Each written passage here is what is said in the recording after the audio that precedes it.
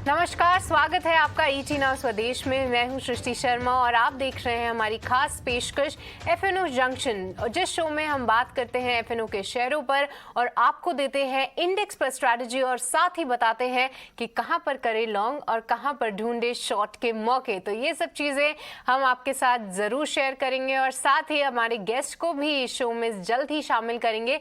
पर उससे पहले आइए एक बार मार्केट की बड़ी बातों पर नजर डाल लेते हैं। सबसे पहले बाजार को देखें तो वहां पे हमें उतार चढ़ाव देखने को मिल रहा है। निफ्टी करीब 110 अंक के नीचे फिसलता हुआ यहाँ पे नजर आ रहा है। एम सपोर्ट लेवल्स के पास है, जिसका भी हम आपको बताएंगे कौन से स्तर आपको ध्यान में रखने हैं। वहीं मिड कैप और स्मॉल कैप शेयरों की बात करें तो वहां पर ज्यादा गिरावट आज देखने को मिल रही है। ब्रॉडर मार्केट्स की पिक्चर इतनी अच्छी नहीं है, जहां पे अगर सेक्टर्स पे नजर डालें तो आईटी, ऑटो और फार्मा शेयरों में सबसे ज्यादा कमजोरी देखने को मिल रही है। और कल की भारी गिरावट के बाद आज मेटल स्टॉक्स में कुछ रिकवरी देखने को मिल रही है। एक थोड़ी सी चिंता की बात यह है कि इंडिया विक्स अब करीब 3% ऊपर है, 23.5 के पास अब आ चला है। जहां पे हम शुरू में देख रहे थे कि 1 से 1.5% की तेजी है, वो थोड़ा सा अब एक स्पाइक अप होता हुआ नजर आया है। कितनी है ये चिंता की बात, ये भी हम इस पे अभी बात करते हैं। पर सबसे पहले आपके सामने रिपोर्ट कार्ड रख देते हैं, क्योंकि हर दिन हम आपको बताते हैं कि कैसे ये शो देखना आपके लिए काफी मुनाफे वाला हो सकता है। कल हमने जो है हमारे साथ जुड़े थे सौरभ सिसोदिया और उनसे हमने कई सारे ट्रेड्स के बारे में बात की थी और अब आपके सामने हम वो सारे ट्रेड्स रखेंगे और कितने रिटर्न्स आपने उस ट्रेड में पाए हैं वो भी हम आपको बताएंगे। कल की एक सुपर हिट कॉल, उन्होंने बोला था कि दूसरे सत्र में हमें एक बिकवाली देखने को मिल सकती है। एक्सपायरी ट्रेड को नजर में रखते हुए निफ्टी और निफ्टी बैंक दोनों पे ही वो बेयरिश थे, जहां पे आपने करीब 2% का रिटर्न कमाया होगा। और साथ ही विप्रो पर वो काफी ज्यादा नेगेटिव थे, उन्होंने बोला था कि काफी गिरावट हो सकती है, वहां पे करीब 7% का रिटर्न यहां पे आपको देखने को मिला। आज विप्रो निफ्टी के टॉप लूजर्स में शामिल है। वहीं लॉरस लैब, अल्ट्राटेक सीमेंट और आईसीआईसीआई बैंक, ये तीनों पे ही 3 से 4% का रिटर्न आपको एक दिन में ही मिल गया है। तो ये था कल का रिपोर्ट कार्ड, जहां पे कई सारे शेयर्स जो हैं उभरते हुए नजर आए। पर आज भी हम आपको कई सारे कमाई के मौके आने वाले 20 से 25 मिनट में बताएंगे, तो हमारे साथ जुड़े रहिए। पर सबसे पहले अब आपको बताते हैं कि इंडेक्स पे कौन से ऐसे अहम स्तर हैं जो कि आपको ध्यान में रखने हैं। आइए सबसे पहले एक बार निफ्टी की बात कर लें। हमने शुरुआत लाल निशान में की थी, फिर हमने एक रिकवरी देखी, एक पॉइंट ऑफ टाइम पे निफ्टी हरे निशान में भी जाते हुए देखा, बट फिर से हम फिसलते हुए नजर आए हैं। अगर ओआई एडिशन देखें तो करीब 2% का यहाँ पे ओआई एडिशन दिख रहा है। ट्रेंड क्लियरली बिकवाली का ही है। अगर वीवैप की बात करें तो 15,318 एक वो वीवैप लेवल निकल कर आ रहा है। फिलहाल तो मार्केट्स इसके नीचे ही ट्रेड कर रहा है, तो अगर कंटिन्यू होता है तो और भी बिकवाली देखने को मिल सकती है। एक अहम रेजिस्टेंस है वो 15,500 का निकल कर आ रहा है और निचले स्तरों पे जो सपोर्ट है वो 15,180 के पास आप देख पा रहे हैं। तो ये कुछ डेटा फिलहाल एफएनओ से हमें निकल कर आ रहे हैं। जिस तरीके का डेटा बिल्डअप हो रहा है तो रेजिस्टेंस तो ऊपर से है और नीचे के स्तर भी अभी मौजूदा स्तर से काफी नीचे हैं। बिकवाली का ही क्लियरली ट्रेंड है बैंक निफ्टी में भी। पर यहाँ पे जो एक ओआई का चेंज देख रहे हैं वो 3% का ओआई रिडक्शन होता हुआ दिखा है। यहाँ पे एक अनवाइंडिंग होती हुई हमें दिख रही है। और अगर एक वीवैप की बात करें तो 32,642 पे एक इसका वीवैप निकल कर आ रहा है। अगर बैंक निफ्टी के रेजिस्टेंस को देखें तो 34,000 का जो है लगभग देखें मौजूदा स्तर से तो काफी ऊपर है, करीब 1 से 1,500 अंक जो है वो ऊपर यहाँ पे इसका एक रेजिस्टेंस निकल कर आ रहा है। पर सपोर्ट लेवल काफी नजदीक है, 32,184 ये लेवल आपको ध्यान में रखना है। मौजूदा स्तर से 500 पॉइंट्स नीचे ये एक सपोर्ट लेवल होना चाहिए बैंक निफ्टी के लिए। और ये कुछ डेटा पॉइंट्स हैं जो फिलहाल निकलकर हमारे सामने आ रहे हैं। पर चलिए आइए इंडेक्स पे ही राय जानते हैं और आज हमारे साथ मोतीलाल ओसवाल के चंदन तापड़िया जी जुड़ चुके हैं। चंदन, हाय, वेरी गुड आफ्टरनून एंड आपका शो में स्वागत है। सबसे पहले तो हम आपसे एक बार मार्केट पे ओवरव्यू लेना चाहेंगे, क्या नजरिया रखते हैं आज? देखिए कल की अगर हम बात करें तो शायद ही किसी ने 52 वीक लो की उम्मीद की थी, बट हमने वो टच किया। आज अगर हम देखें तो काफी वॉलेटाइल है बाजार। 1 से 1.5 घंटे में 100 से 150 पॉइंट के मूव वो किसी भी डायरेक्शन में दिखा रहा है। सेकेंड हाफ में किस तरीके के चाल आपको देखने को मिल सकती है? देखिए बाजार का जो स्ट्रक्चर है वो वीक है। इवन डेली और वीकली दोनों स्ट्रेंथ्स में मेजर सपोर्ट को इंडेक्स तोड़ रहा है। 15,735 एक मेजर सपोर्ट होता था, जो 5-6 वीक पहले जब निफ्टी रिकवरी हुआ था उन लेवल टर्न हुआ था। बट वो रिकवरी जस्ट पिछले 8 दिनों में धूमिल होती हुई नजर आई और बाजार है वो धीरे-धीरे नए लोज को छूता हुआ नजर आ रहा है। देखिए बाजार में जो कंसर्न है वो एक तो ग्लोबल मार्केट्स रिकवर नहीं हो रहे। इंडिया विक्स है वो लगातार ऊपर के स्तर पे जा रहा है। सीपीआई विक्स है वो भी बाजार में कंसर्न्स बता रहा है। तो ये सारे ट्रिगर है, चाहे आप इनको टेक्निकल सेटअप से बात करें या फिर फंडामेंटल ट्रिगर से आप interest rate, inflation, fade meeting, RBI की अपकमिंग मीट की बात करें, तो सब लिहाज से बाजार का जो स्ट्रक्चर है वो प्रेशर में है। और कंसर्न ये है कि कोई भी बाउंस है वो टिक नहीं पा रहा है। आज भी आप देखोगे कि नीचे के लेवल से एक बार 15,400 तक के बाउंस आए, बट वो बाउंस वापस एक बिकवाली में तब्दील हो रहे हैं। तो हमारा यही राय है कि सेल ऑन बाउंस की रणनीति यहाँ पे रखें। कोई भी बाजार में मीनिंगफुल बाउंस आए तो वहां पे बेचे। 15,555 एक मेजर हर्डल रहेगा। हमारा ऐसा मानना है कि 15,555 के स्टॉप लॉस से बाउंस में बेचे। नीचे में आपको 15,000, 14,850 तक के डाउन साइड देखने को मिलेंगे। अब आप यदि बैंक निफ्टी की बात करें तो बैंक निफ्टी भी एक कमजोर कड़ी है बाजार में। हालांकि नीचे के लेवल से आज जरूर होल्ड हो रहा है, आज कोई बड़ी बिकवाली नहीं बन रही है, फ्लैटिस कामकाज कर रहा है। बट कंसर्न ये है कि 33,333 और 33,000 जो दो अहम लेवल थे उसके नीचे ये कामकाज कर रहा है। तो इसलिए सेल ऑन बाउंस की रणनीति यहाँ पे भी रहेगी। नीचे में 32,000 तक के टारगेट यहाँ पे ओपन होते हुए नजर आ रहे हैं। तो 32,000 तक के निफ्टी बैंक में और 15,000 के निफ्टी इंडेक्स में यहाँ पे डाउन साइड के टारगेट ओपन हो रहे हैं। चलिए, धन्यवाद चंदन ये डिटेल्स बताने के लिए। तो काफ़ी राउंड फिगर्स हमारे सामने चंदन लेकर आए हैं। निफ्टी में करीब 15,000 के स्तर हमें आते हुए दिख सकते हैं और बैंक निफ्टी में 32,000 वो फिलहाल टारगेट कर रहे हैं। निफ्टी की अगर खास तौर से बात करें तो मौजूदा स्तर से 250 पॉइंट्स नीचे लगभग आपका टारगेट है और 250 पॉइंट ऊपर ही लगभग आपका एक स्टॉप लॉस है 15,555 का। आपको यहाँ पे एक स्टॉप लॉस मेंटेन करना है और साथ ही बैंक निफ्टी में 33,000 का एक स्टॉप लॉस वो सुझा रहे हैं। पर चलिए अब शो में आपको सबसे पहले दिखाते हैं कि जो उतार चढ़ाव वाला माहौल है, आज हम देख पा रहे हैं कि कई सारे निफ्टी में काउंटर्स हैं जो कि हरे निशान में भी आते हुए हमें दिखे हैं। तो आपकी स्क्रीन पे हम फ्लैश करने जा रहे हैं कि आज कहां पे ताज़ा खरीदारी हो रही है, यानी कि कहां पे लॉन्ग बिल्डअप होते हुए नजर आ रहे हैं।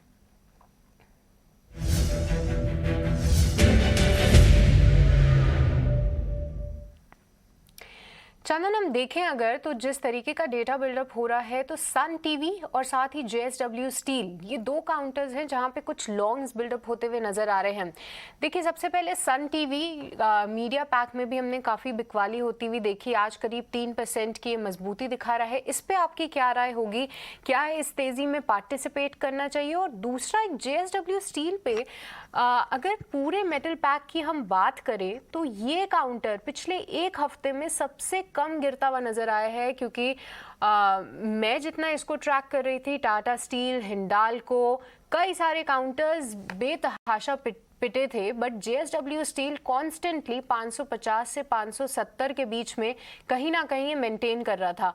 ऐसा लगाया जाता है कि ये थोड़ा सा स्ट्रॉन्ग था उन सभी में से। क्या इस बाउंस बैक में किसी को पार्टिसिपेट करना चाहिए? बिल्कुल, देखिए आपने दो इसकी बात की, एक तो सन टीवी और जेएसडब्ल्यू स्टील। तो सबसे पहले सन टीवी का मैं जिक्र करूं तो एक तो बाजार में जहां पिछले 2 वीक में शानदार बिकवाली देखने को मिली है, सन टीवी कहीं ना कहीं इसका जो एक इमीडिएट सपोर्ट है 400 के आसपास, उसको रेस्पेक्ट दे रहा है। जरूर ये दायरे में बंधा हुआ है। पिछले आप लगभग 25 दिनों की बात करें तो नीचे में 400 नहीं तोड़ रहा है, ऊपर में 450 के ऊपर नहीं जा रहा है। तो ये 400 से 450 का दायरा है। आज के दिन अच्छी बात ये रही है कि जहां पे ओपनिंग हुई है वहां पे एक सस्टेन बाइंग इंटरेस्ट हुई है और 405 का लो बना है। तो 405, 400 एक सपोर्ट का काम करेंगे। ऊपर में एक बार के लिए 450 के बाउंस के लिए, तो उस बाउंस को आप सन टीवी में प्ले कर सकते हो। दूसरा आपने जेएसडब्ल्यू स्टील की बात की। जेएसडब्ल्यू स्टील अच्छी बात यह है कि गिरा नहीं, और जैसा आप बता रहे हो कि बाजार की इस जोरदार गिरावट में जो काउंटर अपने आप को रोक रहा है, वो भी एक बड़ी बात होती है। कहीं की रिजिलियंस और आउट परफॉर्मेंस नेचर वहां पे समझ में आ रहा है। तो सन टीवी एक तरफ सारे जो मेटल काउंटर है वहां पे गहरी बिकवाली देखने को मिल रही है, उसके मद्देनजर भी यहाँ पे जेएसडब्ल्यू स्टील होल्ड कर रहा है। तो देखिए यहाँ पे कंडीशनल ट्रेड तो रहेंगे, 585 के ऊपर निकलेगा तब यहाँ पे कन्विक्शन बनेगा। बट जिस हिसाब से आज के दिन नीचे के लेवल से बाइंग हुई है, 540 का सपोर्ट लगा सकते हैं। तो 540 के सपोर्ट से फिलहाल आप एक बार 575, 580 का बाउंस प्ले करें। 550 से निकल जाता है फिर यहाँ पे एक बड़ी तेजी की संभावना है और बॉटम आउट पैटर्न्स की संभावना भी बन के निकल के नजर आएगी। ठीक है, तो JSW स्टील 540 के स्टॉप लॉस के साथ मौजूदा स्तर से करीब 21 रुपए ऊपर आप टारगेट्स रख सकते हैं। 580 तक का पहला टारगेट निकल कर आ रहा है। एक बाउंस बैक के लिए आप इस पे ज़रूर प्ले कर सकते हैं। पर चंदन, एक बार आप राय दीजिए, देखिए मार्केट के जो लीडर्स हैं वो कितना सपोर्ट कर सकते हैं इस छोटे से बाउंस बैक को, क्योंकि माना जा रहा है कि एक डेड कैट बाउंस होना चाहिए। बट देखिए रिलायंस आज करीब 1.3% ऊपर है, और दूसरा अगर मैं बात करूं, मोटा भाई तो है ही, पर अदानी एंटरप्राइज भी करीब 1 से 1.5% की मजबूती दिखा रहा है। ये दो काउंटर्स पे आपकी क्या राय होगी? क्या ये मार्केट की नीचे से जो हम थोड़ी सी रिकवरी देख रहे हैं, क्या इसको सपोर्ट करेंगे? इनके चार्ट पैटर्न या इनके डेटा पॉइंट्स पॉजिटिवली नजर आ रहे हैं, या फिर आप इस उछाल में बिकवाली का कुछ ट्रेड ढूंढना चाहेंगे? बिल्कुल, रेस कंटिन्यूज टू बी रीचेस्ट। सो आप दो काउंटर्स की बात कर रहे हैं यहाँ पे। सबसे पहले मैं रिलायंस इंडस्ट्री का जिक्र करूं तो देखिए बाजार की गिरावट में इस काउंटर में कहीं ना कहीं अपने आप को थामा है, और ऐसा मान रहा है कहीं ना कहीं ये काउंटर इतना ज्यादा नहीं टूटा, उसकी वजह से आप निफ्टी में 15,000 के ऊपर टिके हुए हैं। तो कहीं ना कहीं आउट परफॉर्मेंस नेचर इस स्टॉक में। कुछ वीक पहले इसने आप देखोगे ऊपर में 2850 तक के लेवल को टेस्ट किया, ऊपर से 200-250 पॉइंट का करेक्शन हुआ है, बट यहाँ पे वीकनेस नहीं है। यहाँ पे कंपैरेटिवली बाय ऑन डिक्लाइन की रणनीति बनानी चाहिए। बाजार गिरता है तो जरूर हेवी वेट्स भी गिरते हैं, बट ओवरऑल ऐसा मानना है हमारा कि 2535 2540 एक बार सपोर्ट का कामकाज करेगा, ऊपर में 2700 2720 तक के लेवल के लिए। अडानी ग्रुप्स की आपने बात की तो अगेन डिस्क्लेमर रहेगा, हम इसको ओनली टेक्निकली ट्रेक कर रहे हैं। ये एक दायरे में बना हुआ है। आप देखोगे अडानी एंटरप्राइजेस की बात करें तो मल्टीपल सपोर्ट है वो लगभग 2000 के आसपास निकल रहा है। तो बाय ऑन डिक्लाइन की रणनीति बना सकते हैं 2000-2020 के सपोर्ट के लिए। तो ये जो रिचेस है उनके स्टॉक्स पे चलिए हमने एक राय ली कि रिलायंस एक अहम सपोर्ट लेवल को जो है होल्ड करता हुआ नज़र आना चाहिए, और साथ ही अदानी एंटरप्राइज फिलहाल एक दायरे में आपको ट्रेड करता हुआ दिख रहा है। पर चलिए अब आपको बता दें कि कौन से ऐसे स्टॉक्स हैं जहां पे एक शॉर्ट कवरिंग देखने को मिल रही है, और आज वो कुछ काउंटर्स हरे निशान में काफ़ी अच्छे तरीके से ट्रेड कर रहे हैं। सबसे पहला है इसमें डेल्टा कॉर्प, उसके बाद आता है सेल, और तीसरा स्टॉक जहां पे हम एक शॉर्ट कवरिंग देख रहे हैं वो है चंबल फर्टिलाइजर्स। चंदन, डेल्टा कॉर्प की अगर हम बात करें तो हाल फिलहाल ये काउंटर जो है काफ़ी गिरता हुआ नज़र आया था, क्योंकि खबरें भी वैसी ही इस पे आ रही थी कि हमने देखा कि सरकार ने यहाँ पे टैक्स भी बढ़ा दिया, साथ ही हाल फिलहाल राकेश झुनझुनवाला केस में स्टेक सेल करने की, अपना हिस्सा कम करने की भी उनका डिस्क्लोजर वहाँ से सामने आया था, और काउंटर काफ़ी पिटता हुआ नज़र आया। 240 से घटकर अगर हम देखें तो 170-180 के आसपास आ चला है। आज करीब 7% की मजबूती दिखा रहा है। इस शॉर्ट कवरिंग में किसी को पार्टिसिपेट करना चाहिए या थोड़ा सा बच के रहें? देखिए इस स्टॉक का स्ट्रक्चर बहुत है। लगातार 10 वीक से यहाँ पे लोअर टॉप लोअर बॉटम के फॉर्मेशन बन रहे हैं वीकली चार्ट पे। आज जरूर इस काउंटर रिकवरी है, जो भी इनके ऑफर्स के रिलेटेड न्यूज आई है, बट मेजर ट्रेंड तो नेगेटिव है। जरूर उछाल आ सकता है, बट उस चाल में आपकी यदि कोई पोजीशन है तो उसमें निकलने की सलाह रहेगी, क्योंकि एक बड़ा डेंट इसके प्राइस सेंटीमेंट में और चार्ट सेटअप में बना है। तो एज ऑफ नाउ आप लेवल्स के साथ ध्यान रखें। यदि आपके पास कोई तरह की लॉन्ग पोजीशन है तो 167 का स्टॉप लॉस लगाइए, कोई तरह की शॉर्ट पोजीशन है तो आप 185 का हर्डल लगाइए। तो एज ऑफ नाउ इस बड़े दायरे में कामकाज रहेगा। वीकली चार्ट नेगेटिव है, डेली चार्ट कहीं ना कहीं इनसाइड बार और हरामी पैटर्न बना के अपने आप को होल्ड करने की तैयारी कर रहा है। बट बाजार वीक है तो काउंटर के लिए टिक पाना और संभल पाना मुश्किल है, compare to news based buying की वजह से थोड़ा सा उछाल देना।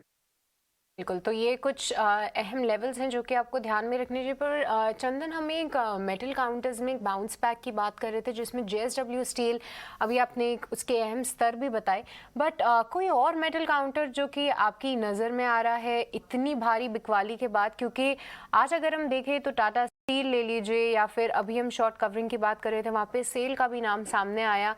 कोई मेटल पैक जो आपको अभी फिलहाल इंटरेस्टिंग लग रहा हो एक बाउंस बैक प्ले के लिए? देखिए मैं अवॉइड करूंगा क्योंकि इनका स्ट्रक्चर काफी वीक है। JSW स्टील जरूर एक नाम है जहाँ पे स्टेबिलिटी है, बट नाल को देखें तो कंटिन्यूसली लो बना रहा है। इस मार्केट में भी आप देखोगे निफ्टी नीचे से रिकवर कर रहा है, बट काउंटर में लगातार वीकनेस है, और इसमें काफी बड़ा डेंट देखने को मिला, और एक major inverted fall and flag और हेड एंड शोल्डर के ब्रेकआउट्स भी यहाँ पे देखने को मिले।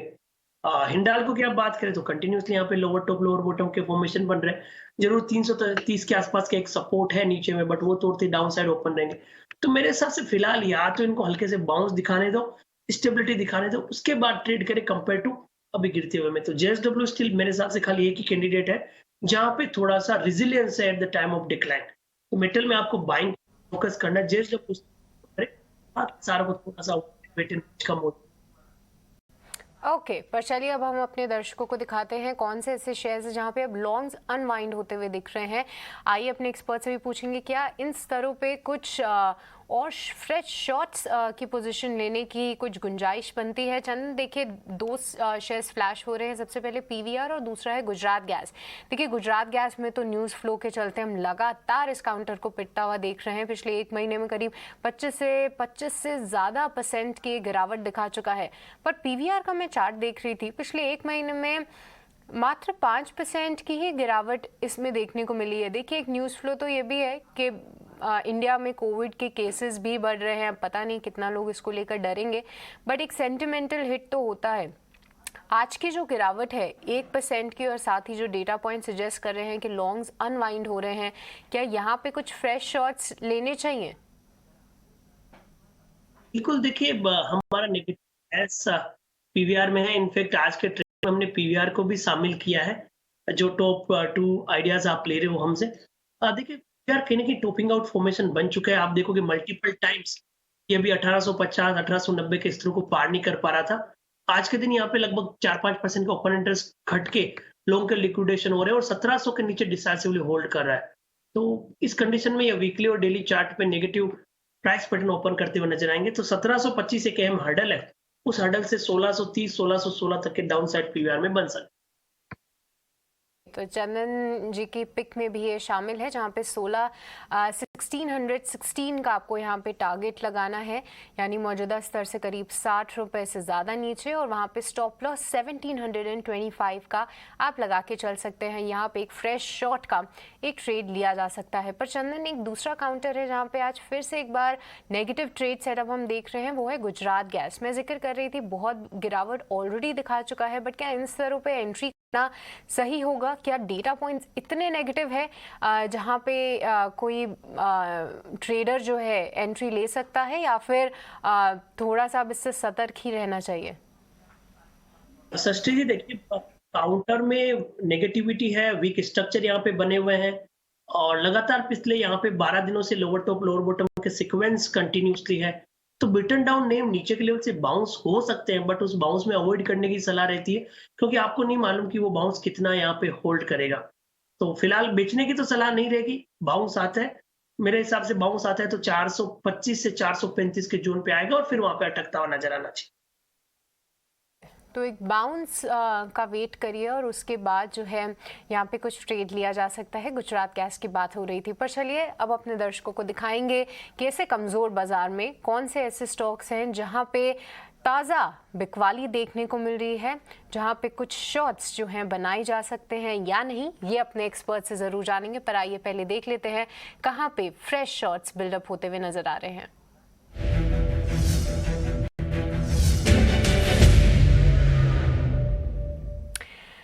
चंदन हमारे सामने 3 शेयर्स हमारे टीम ने भेजे हैं। सबसे पहले है इंडिया मार्ट, दूसरा मुथूट फाइनेंस और तीसरा मेट्रोपोलिस। तीनों में ही भारी गिरावट देखने को मिल रही है, पर सबसे कम गिरावट हम मेट्रोपोलिस हेल्थ केयर के स्टॉक में देख रहे हैं, 1% नीचे है। कमज़ोर बाजार को देखते हुए, क्योंकि ये काउंटर काफ़ी वॉलेटाइल है, हालांकि न्यूज़ फ्लो के चलते भी यहाँ पे काफ़ी एक्शन देखने को मिल रहा है, बट जहाँ पे अभी न्यू मंदी हो रही है, क्या लगता है कि यहाँ पे एक एंट्री पॉइंट लिया जा सकता है? जी हाँ, बिल्कुल इंडिया मार्ट काफी वीक स्ट्रक्चर है और आप देखो लगभग पिछले 14-15 वीक के जो मेजर सपोर्ट है वो यहाँ पे टूटते हुए नजर आ रहे हैं। तो इंडिया मार्ट पे बिल्कुल बिकवाली की सलाह रहेगी। लगभग 450 के स्टॉप लॉस, नीचे में 3600 तक के टारगेट। उसके अलावा आपने यहाँ पे मुथूट फाइनेंस की बात की और शायद लालपेथ लैब की आपने बात की। तो मुथूट फाइनेंस की आपने बात की, तो मुथूट फाइनेंस में भी यहाँ पे बिकवाली की सलाह रहेगी। क्लियर नेगेटिव स्ट्रक्चर है, लोअर टॉप लोअर बॉटम के सीक्वेंस है। 1025 के यहाँ पे स्टॉप लॉस रहेंगे, नीचे में 950 945 तक के टारगेट। तो मुथूट और इंडिया मार्ट दोनों में ठीक है, तो मुथूट और इंडिया मार्ट दोनों में बिकवाली पर चंदन, तीसरा स्टॉक मेट्रोपोलिस हेल्थ केयर था और मेरा सवाल इसी पे था क्योंकि ये तीनों काउंटर्स में से सबसे कम गिरावट हम मेट्रोपोलिस में देख रहे हैं। क्या यहाँ पे फ्रेश शॉट्स की आप सलाह देंगे?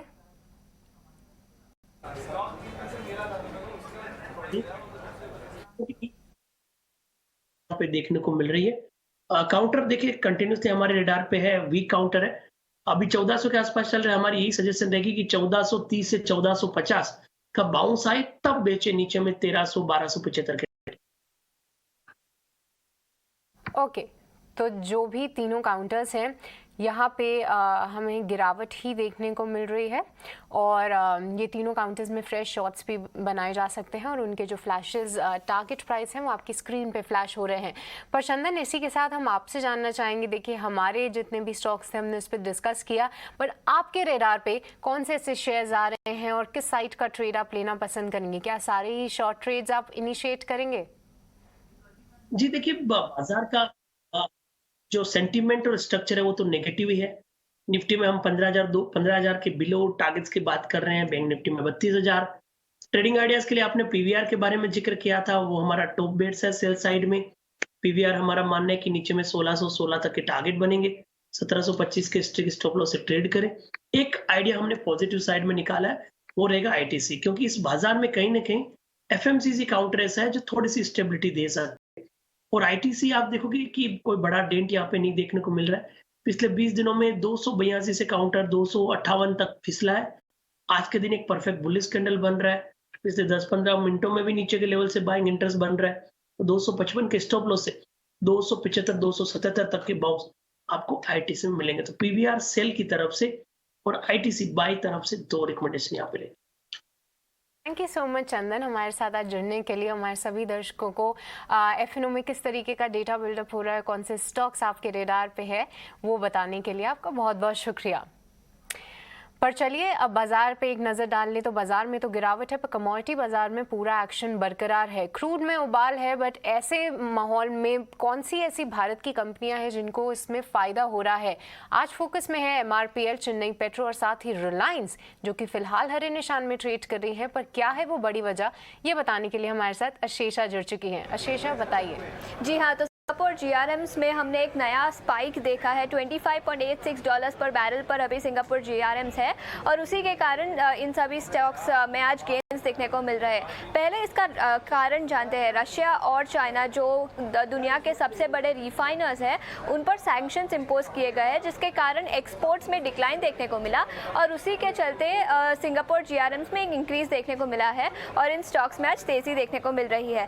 कंपनीज की बात करें तो कितना फ़ायदा होता है इन कंपनीज को, वो भी जान लेते हैं। $1 पर बैरल का इंक्रीज होने के कारण एमआरपीएल के प्रॉफिटेबिलिटी में नियरली 700 to 800 करोड़ का फायदा दिखाई देता है और जीआरएम्स में बढ़ोतरी दिखने के कारण आईओसीएल के अर्निंग्स नियरली 16% से इंक्रीज होते हैं। बीपीसीएल के भी 16% से इंक्रीज होते हैं और एचपीसीएल के अर्निंग्स में 14% का इंक्रीज दिखता है। $1 पर barrel Singapore gross refining margin में इंक्रीज होने के कारण रिलायंस इंडस्ट्रीज पर भी इम्पैक्ट देखने को मिलता है और अराउंड 4 to 5% का इंक्रीज देखने को मिलता है $1 पर बैरल इंक्रीज के कारण जीआरएम्स में और उसी के चलते सभी स्टॉक्स आज फोकस में है। धन्यवाद अशेषा, पूरी डिटेल्स हमारे दर्शकों के सामने रखने के लिए। पर चलिए इसी के साथ यहाँ पे समय समाप्त होता है।